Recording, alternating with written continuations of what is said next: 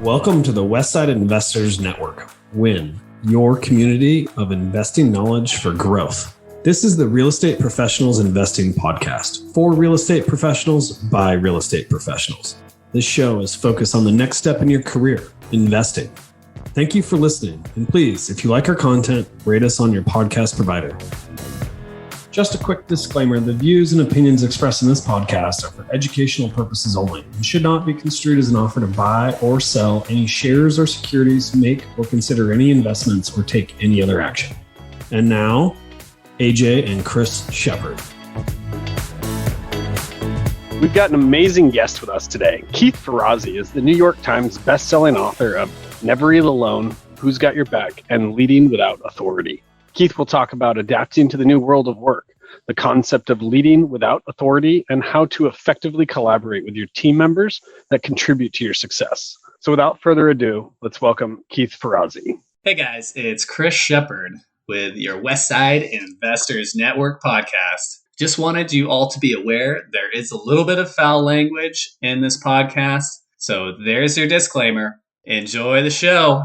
All right. Today, we've got Keith Ferrazzi with us. He is founder and chairman of Ferrazzi Greenlight and #1 New York Times bestselling author of Who's Got Your Back, Never Eat Alone, and Leading Without Authority. Keith, just want to say thank you so much for coming on the show today. Really appreciate it.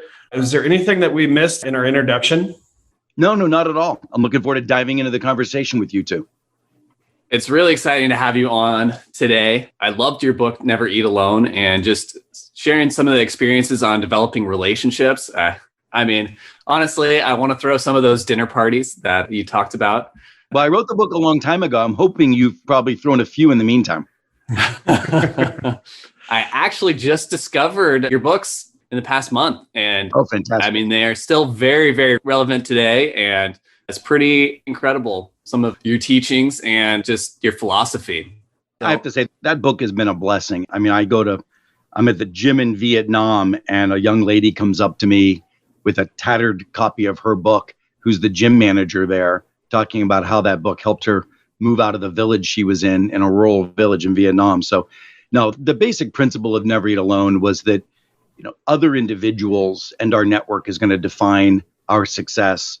But instead of thinking of it as this transactional, usury thing, how do we lean in and develop authentic, generous, caring relationships around us that lift each other up? And, that principle carried through all of my work. In my last book, Leading Without Authority, really talked about how do you bring that into leadership. And then over this past year, because of the network that I'd accumulated, we had 2,000 executives over the pandemic in a massive research project, really looking at the question, how do we crawl out of this rubble and go forward, not back to work? And how do we reinvent leadership and our business models? And all of this emanated from that one book a number of years ago. That's great. With dealing with those 2,000 executives kind of like over Zoom, has there been kind of any changes that you've seen kind of in how those relationships are maybe defined and developed? Yeah, there's a chapter in the new book, Competing in the New World of Work, around collaboration and inclusion. And what is the biggest lesson that I think we didn't learn during the pandemic that is a big miss is that we took old ways of working, old ways of meeting, and we just moved them over into this new technology. And we never reinvented our assumptions about work and our assumptions about meeting in the new world of work. We just ported old ways of working into a new tool. And that was a real miss. So I'll give you probably one of the biggest, for instances. We're all complaining of being one after another. They call it Zoom gloom, I guess, just one meeting after another. And the reality is that the companies that really thrived in this world, they don't assume that all collaboration starts with a meeting. In the olden days, we believed the collaboration starts with a meeting. Let's pull people together, in a conference room. But the reality is the best form of meeting, the best form of collaborating happens when we use what's called a synchronous collaboration. Collaborating in the cloud, using Google Docs, using Slack, and it's interesting. We studied teams that were meeting. If you take an average group of 12 individuals meeting in a room, only 4 of them actually feel that they're fully heard. And the ability to have started that collaboration in the cloud, and to be honest, when looking at a particular problem, if you were about to throw a meeting and you're going to put 12 people into a room, the reality is that only 3 to 6 of them are going to have a point of view. And we could have recognized that and saved everybody the time. And the reality is, when you use asynchronous collaboration, you can get 30 people involved in the discussion to find the 6 that really matter.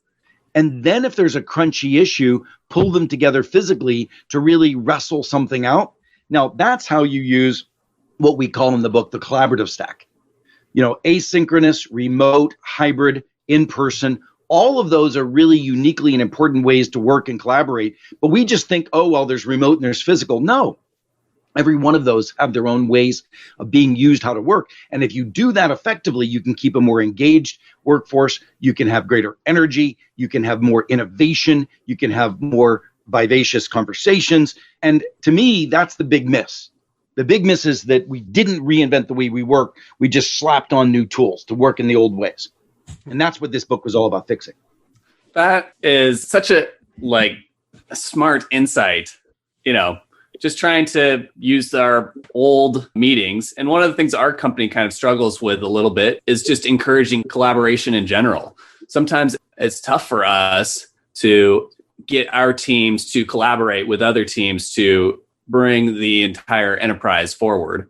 And so I'd be interested to hear, what do you think really just drives collaboration in general when it comes to companies and how to maximize working together? Yeah, again, so you're really hitting beautifully on one of the other myths that we uncovered.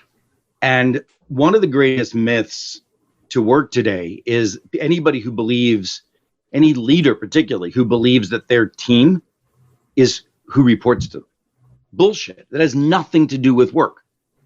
Adam Grant, my old alma mater, Deloitte, they've been studying for years, and everybody now recognizes that we work in networks. That's assumed. We work in networks.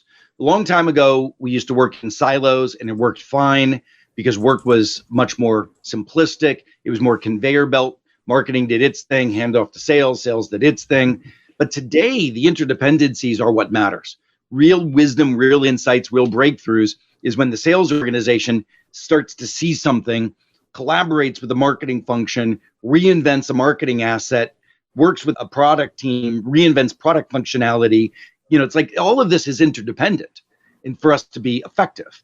And we think that by reorganizing our damn companies, that's the solution. All we're doing is we're moving the org chart around to fix a disruption that happens at the edge of the org chart. And then in 6 months, we have another disruption happening at the edge of the new org chart. The reality is that the mindset has to be your team is those you need to get your job done. Now, we have multiple teams in any day. You have multiple goals. Chris, in your role, you have a few critical roles that you're playing for the company. Every one of those critical roles has a different team. And if you recognize you're leading 3 teams around each goal, and then that team has a social contract with each other, which is we're going to speak truth to each other. We're going to challenge each other. We're going to wrestle ideas. So now all of a sudden, you're no longer baking an idea in your silo, in your swim lane, in your function, and then going in and getting buy-in from other people. Buy-in is bullshit. Those people you're trying to get buy-in from are the individuals that are actually should be co-creating the solution with you. So you got to reboot the mindset of the people in your team that they're actually leading multiple teams and they cut across networks. And also, to be honest with you, if you want to take it one step further, is that you don't even need authority to lead. A leader is anybody who has a bold idea and the ability to marshal a team to fix it.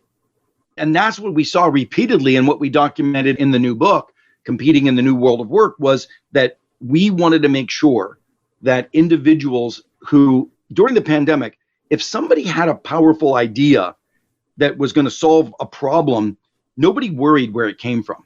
We were bold and we had cut down silos. I was talking to some of the biggest companies in the world, like AT&T and others, that you would think would be mired in bureaucracy and org charts, et cetera, but they blew it all away. Whoever had the solution where the problem was at the coalface had the authority to fix it. And we need to keep that alive in our organizations. We need to keep that alive. So part of it, Chris, is making sure that your organization feels encouraged, celebrate people to be leaders of teams that they don't even know they have yet. Yeah, that was going to be my next question is how do you encourage that type of leadership without authority amongst team members? Well, you have two options. One is you can hire me as a speaker, which is very expensive, or you can buy the damn book, which is only $30, right? So the idea is you need to awaken people, and that's where a conversation on this topic is good to have.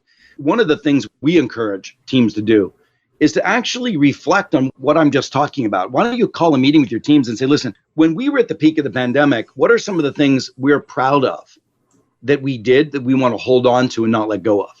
Now, if you actually read the book, they might be prompted on that, but they will tell you that, we weren't as turf oriented as we used to be.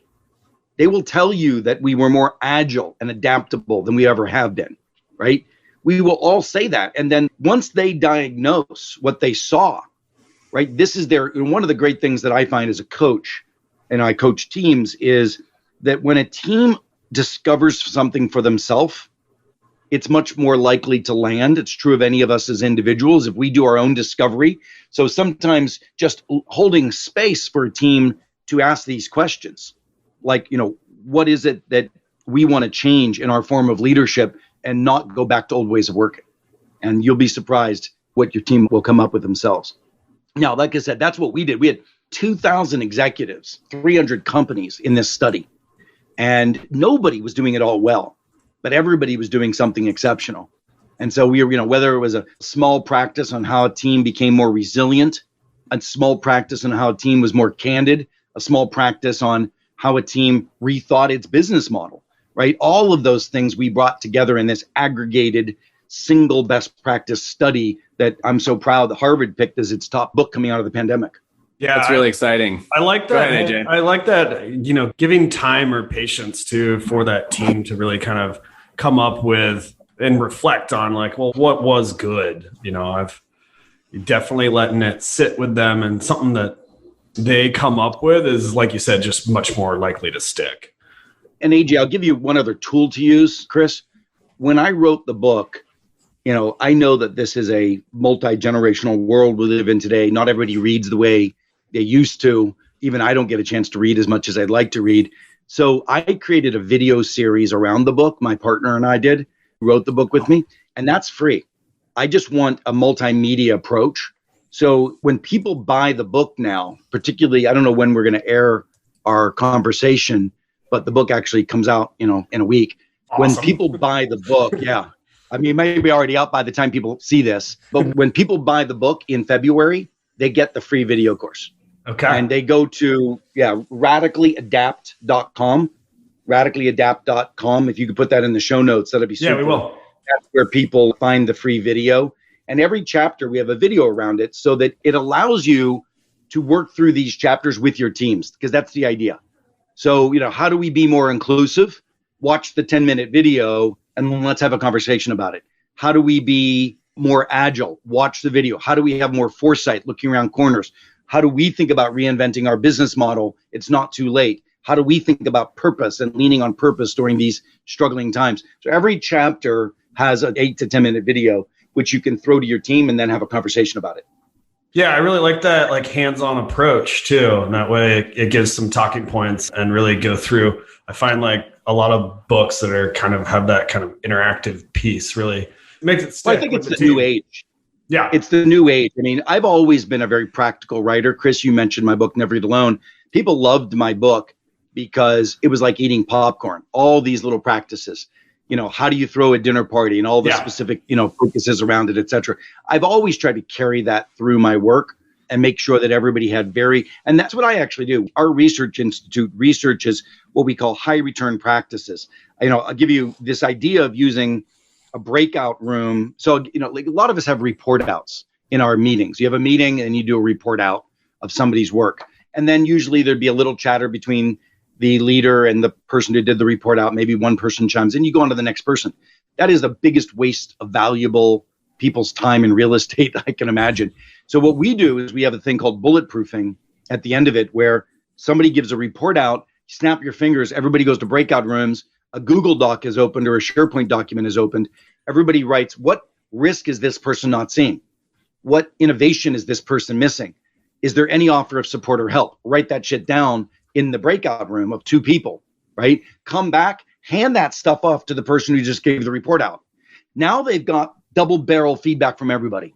That's the kind of stuff that Ray Dalio talked about in his book, Principles, but we haven't engineered companies to do. Now you've turned what we hope our culture to be, which nobody's culture is, we now turned it into an assignment using the tool in the breakout room as the effective mechanism, right? Now that starts rebooting the way we work. And that's what we need to start doing, not just using old work ways in new work tools.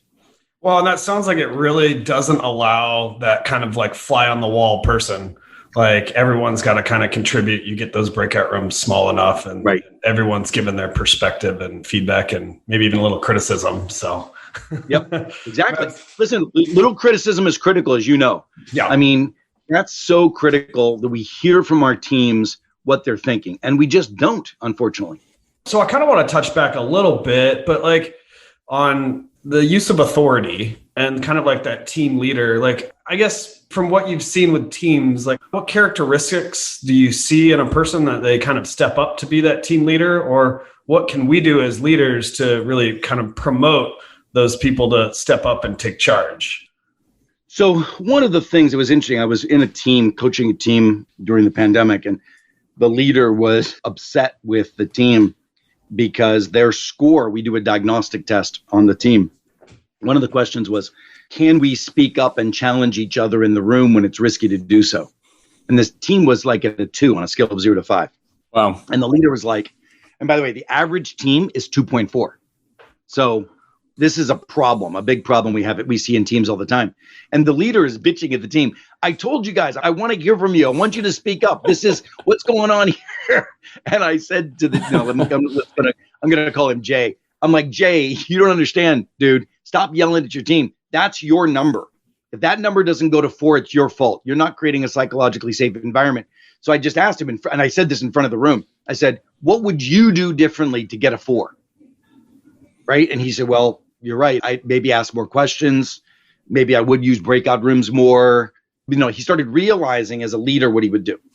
And I would just ask that question of any of you, if you want your team to lead without authority, if you want your team to be more innovative and take relief from you off of your shoulders for leadership of some of that and allow you to be able to do more strategic, planning, et cetera, what would you do? And the answer would be you'd celebrate those who are doing it. You wouldn't call meetings where you'd be in the weeds of everything. You'd let people fail forward. You'd let people learn on the job. I mean, all of those things you would do as a leader that would allow a rich environment of leading without authority.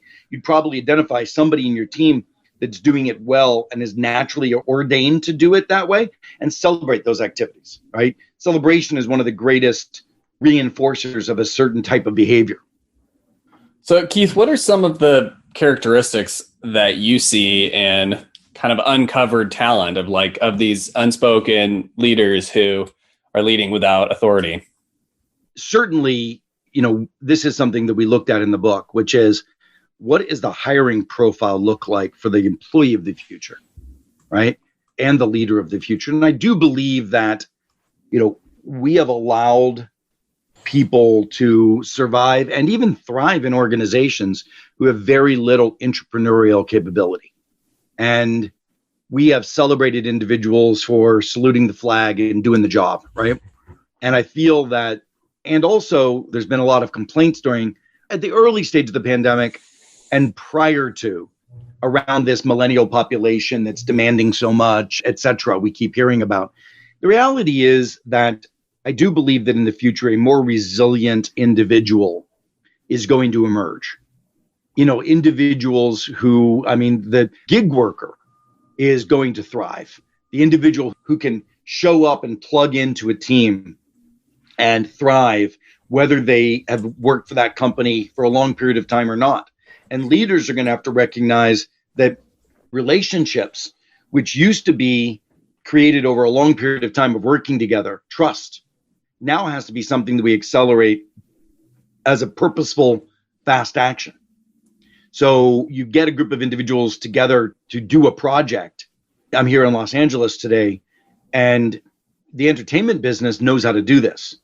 People come together for a movie. They've never worked together before, right? And there's an accelerated trust building and bonding process that occurs.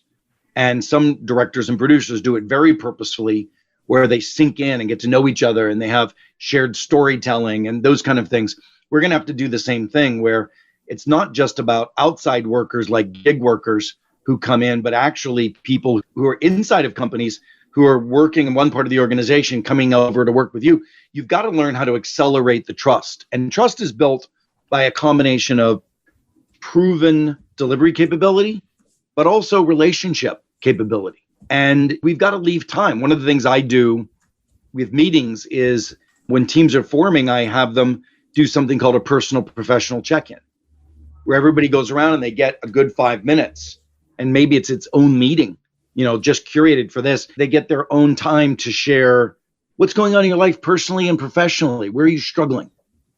And people share about their kids, and they share about their aging parents, and they share about a loved one or a spouse with a health issue. And empathy gets created. And when empathy is created, then you have a more forgiving, caring relationship that you can lean on. And it's easier to be candid. And it's easier to speak truth when you know that respect and care is there. So Keith, all I've known of kind of the old business is that it is business. You leave your personal life at home and then you come in and get the job done. And, the idea of a personal professional check-in, that doesn't fit the archetype of, the old business that. I agree. Business is business and personal is personal, right? You keep them separate. That was an old myth. And that's one of the things that we uncovered, which is, what are these myths? And one of the myths, is that you leave your personal life at home. Well, bullshit. I mean, today your work life has joined your home, right? I mean, so how do you leave your personal life at home when your work life has joined your home? So this is a lot of what we have to think about today, which is we've got to reboot these assumptions. Our kids walk across, I just realized normally my door frame is outside of the frame, but I have no idea who's going to walk out of that bedroom over there and wearing what, right? We've all been in those situations, on Zoom, and all of a sudden, your kid without clothes just walks across the thing. It's particularly embarrassing when he's 18, but anyway.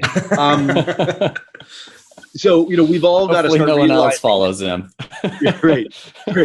We've all got to start realizing that we're living in a very different world today.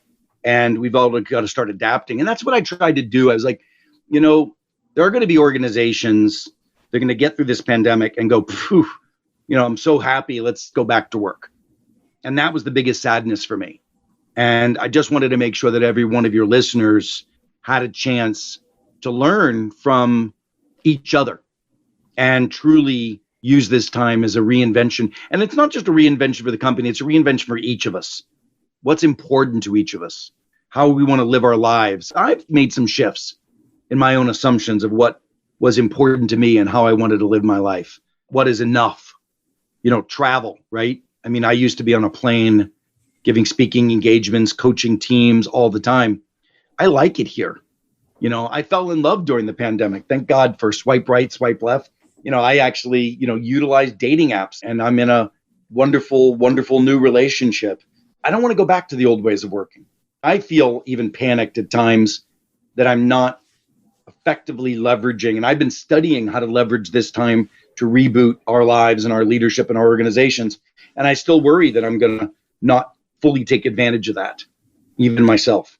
I mean, I think a lot of people have the same sentiments. There's a lot of people that have grown accustomed to working from home and like it. And I firmly believe with you that there's going to be those companies that are like, you need to be back to work. But I really believe that some sort of hybrid model going forward is going to be kind of more popular. Do you have any ideas on, the the new habits that companies through the pandemic have? I mean, look, I could get in trouble here. Some of my clients do not believe in what I believe. Here's what I found, I'll tell you, which is I don't care, in many regards, I don't care what you're choosing, relative to how much time you mandate your people are in the office.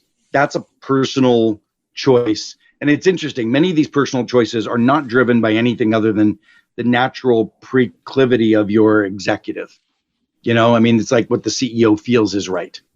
And, I've seen organizations where the CHRO feels very differently than the CEO, but they're going to go back to a full in-person group.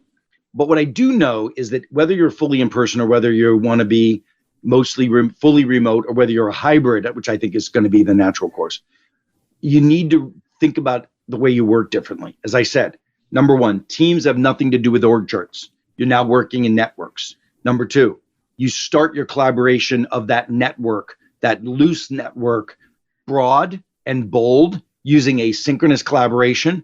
Then you move into remote meetings. Even if you are physically in the offices, I don't care. You still have people from different offices coming together. You're still, quote, remote in that regard. And now you use those remote meetings for opening the aperture for idea creation and innovation and bolder thinking. And then you could go to physical meetings once you've narrowed the aperture, right? But take advantage of being more inclusive, right? Take advantage of being more inclusive. I do believe that, we're going to be in a situation where even companies that have a proclivity for physical aren't going to be doing more than a couple of days physical eventually. Interesting. Keith, I got a question. So for, I guess, newer leaders and there's has to be some of the skills, prior to the pandemic that are going to still be useful or necessary to lead. And, for someone who's a little newer to leading teams, what do you think the keys are to being successful and to developing collaboration and teamwork and synergy? Yeah, I go back to, for 20 years, my organization has been coaching teams. That's what we do. We don't coach individual executive, we coach teams. And, I'll give you a series of attributes that have always been important. Outcomes. Are you outcomes focused? Are you focusing on incremental change or are you focusing on transformation? That is clearly always going to be at the pinnacle of your success. Accountability. Are your team not only are your team members accountable, and this is the shift, are your team members accountable to each other? The big awakening, if you're a new leader, and this is something I have to undo with old leaders, leadership is not about you leading individuals. Leadership is about you getting a team of individuals to effectively work as the best co-elevating team possible. And I created that word co-elevating because a team's got to come together in service of each other. A team's got to stress test, push, innovate, encourage each other. A team, and it's interesting, I say to HR leaders, I said, we've been focusing on leadership competencies for a very long time. But what about team competencies? What's it mean to be a part of the team? What's it mean to be a leader making a part of the team? So there's social contracts in teams that exist today that are wrong. One social contract is I don't speak up against a team member openly. That would be throwing them under the bus. Right? Does that make sense? You've heard, I'm guarantee most teams feel that. Yeah. Now there's another social contract, which is I am so committed to the mission and so committed to my teammates, and I so respect my teammates that I'm going to speak truth in the room and help my teammate not fail. That my teammate deserves my point of view. Now they can do what they want to with it, but they deserve my point of view. I'm going to speak it because I can't afford them to fail. Now that's a shift. That latter belief, that latter social contract is a contract of a co-elevating team. That first contract is the contract of a siloed team. So Chris, and AJ, you mentioned you're struggling in your organizations, getting teams to work across silos. You've got to get people to reboot their social contract, right? And that's what we do. That's what I do as a coach of teams, but that's what we wrote in the book. What we found is that organizations and teams that rebooted their social contract with each other, right, are the ones that thrived in this new work world. So we're trying to bring that in book form to teams and leaders, leading with, this kind of inclusion that really is radically adaptable is the answer in this new world. Well, Keith, I am super excited to grab your new book. It's the How to Compete in the New World of Work, right? Coming out in February. Yeah, the book is called Competing in the New World of Work, you go to radicallyadapt.com, and where you're there, you can tell us that you bought the book on Amazon, and then we send you the video series. Awesome. Or anywhere else you buy the book. I mean, we've got our last 4 questions here, and I'm going to get it started off with the first one. What's one piece of advice you would give to your 25-year-old self? That your team is going to define your future success. Invest more in them than in your career. So that's a lesson I learned late. Okay. And Keith, what was your first entrepreneurial endeavor? Oh, wow. My earliest memory is probably being, single digits with a very large paper route. It was one of those papers that would just drop off a bundle of them at the nearest 5 and dime store. And I reached out to the paper and said, I'd like to deliver it to everyone's doorstep. And I think I got a penny a paper or something for that. Yeah. That was my first. Wow. Yes. Very entrepreneurial. Yeah. All right. How has your formal and informal training shaped your journey? Formally, I went to Yale University and Harvard Business School. And at Yale, I can't say that any of my courses shaped my journey, but my extracurriculars did, right? And, they have those things at Yale called secret societies, senior societies, and they're not as spooky or weird as they sound. You get together on Wednesday nights with a group of your peers and you share deeply and richly how you grew up. And it's one of those experiences where you get fully vulnerable with a group of people. And that's what creates the bonding experience. But what I realized back then was that the stuff that I was ashamed of I grew up really poor in southwestern Pennsylvania. And, I was ashamed of that when I went to Yale. But giving me the opportunity to shake shame off and share vulnerably was game changing for me. So I look at some of those experiential opportunities in more social situations. And same little thing with Harvard Business School. Their teaching method is case study, and their way of learning is listening to your peers banter. And when you share about the case, you've got to have built from the person who shared right before you. So it's not about you answering the question. It's about you building a story from each other. Again, that whole principle of interdependency. I think those are the things that had most influenced me. That's great. Yeah. Okay. And our final question, what was your biggest mistake and what did you learn? It's not quite the same as the first question, but if I look back, my biggest mistake was not having found partners earlier, whether that's in life. I was actually married twice, and I can't say that either of those relationships was a true partnership in this world, not the way I understand it today, this principle of co-elevation. And I look at my business, and I was much more entrepreneurial individually, and I had a very strong team leveraging effectively me as the CEO, but I didn't find partners. I think partnership in life is the greatest gifts, and learning partnership allows you to build exponentially. And I think I look back and there were some individuals that I could have partnered with along the way that because of my mindset, I let slip. And I think those were my biggest mistakes. Now it's time to rectify it. I'm 55, still learning. Always learning.